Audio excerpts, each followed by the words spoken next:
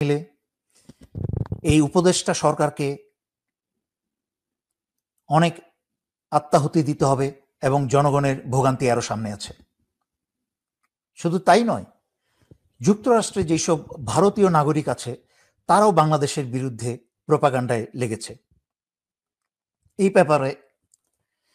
এই ব্যাপারে আমার একটা স্পষ্ট উপদেশ, আপনারা সমস্ত জনগণের জন্য একটা উপদেশ দিচ্ছি।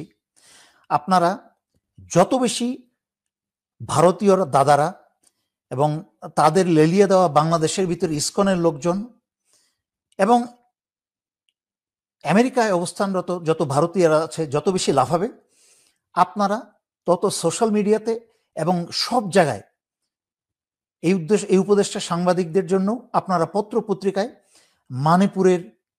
ভারতের মানিপুরের চিত্র তুলে ধরবেন, যে কিভাবে ভারতীয়রা মানিপুরে খ্রিস্টানদের হত্যা করছে।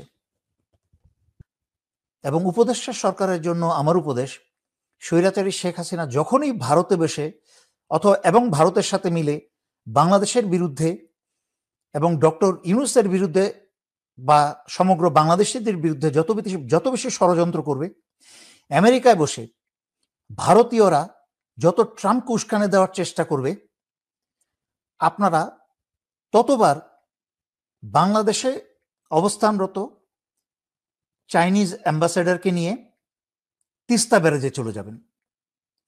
2 দিন পরে পরে মিটিং করবেন, চাইনিজদের সাথে মিটিং করবেন যে তিস্তা প্রজেক্টকে চাইনিজদের কাছে হস্তান্তর করা হচ্ছে।